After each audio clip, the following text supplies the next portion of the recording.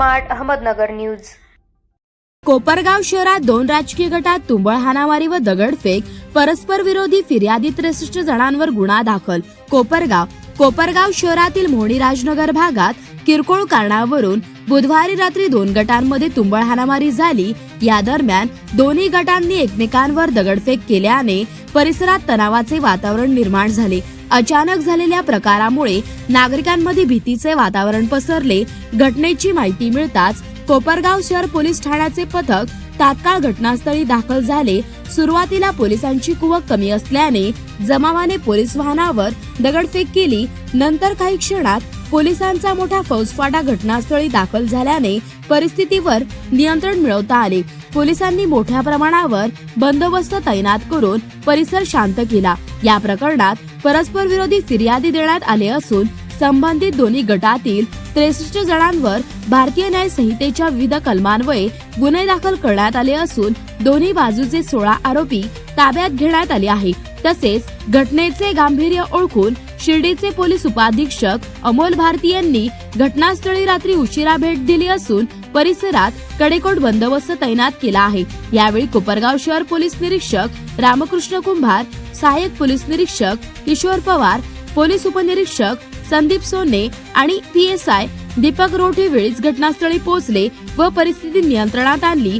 त्यानंतर तालुका पोलीस निरीक्षक संदीप कोळी, शिर्डीचे पोलीस निरीक्षक रणजित गलांडे हे आपल्या फौजफाट्यासह रात्री उशिरापर्यंत घटनास्थळी तळ ठोकून होते।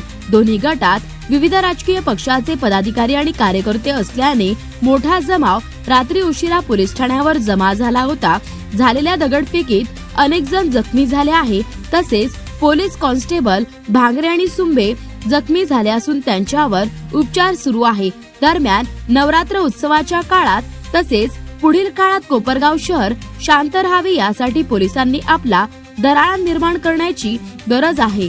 तसेच आरोपी यावेळी अरुण बाजीराव जोशी, राजेंद्र बाजीराव जोशी, शुभम राजेंद्र जोशी यांनी गैरकायद्याची मंडळी जमवून त्यांची गाडी अडवून तू इकडून कसा काय आला, हा रस्ता तुझ्या बापाचा आहे का असे म्हणून क्रिकेट स्टॅम्प व लोखंडी रॉडने फिर्यादी व त्यांच्या सोबत असलेल्या पुतण्या, आई आणि बहीण अशांना जीवेठार मारण्याच्या उद्देशाने मारहाण केली व फिर्यादीच्या आईच्या गळ्यातील 1 तोळे वजनाचे सोन्याचे गंठण हे मयूर संजय सुपेकर याने तोडून दिले आहे। तसेच फिर्यादीला सोडवण्यासाठी आलेल्या त्यांचे भाऊ सूरज कैलास आव्हाड, अविनाश नामदेव गीते, गौरव मोरे, संदीप विनायक आव्हाड असे सोडवण्यासाठी आले असताना सूरज कैलास आव्हाड यास अरुण जोशी यांनी जीवेठार मारण्याच्या उद्देशाने त्यांच्या हातातील क्रिकेटच्या स्टॅम्पने कपाळावर मारून जखमी केले आहे। तसेच गौरव मोरे यास देखील शुभम राजेंद्र जोशी यांनी जीवेठार मारण्याच्या उद्देशाने लोखंडी रॉड त्याच्या नाकावर तसेच डोक्यावर मारून जखमी केले व अविनाश गीते यास राजेंद्र जोशी यांनी क्रिकेटच्या स्टॅम्पने मारून जखमी केले आहे। तसेच अक्षय मीनानाथ आंग्रे याने माझ्या गळ्यात असलेली 1 तोळे वजनाची सोन्याची चेन हिसकावून घेऊन फिर्यादी यांना जीवेठार मारण्याच्या उद्देशाने फिर्यादी व त्यांच्या कुटुंबावर दगडफेक करून शिवीगाळ दमदाटी करून जीवेठार मारण्याची धमकी दिली आहे।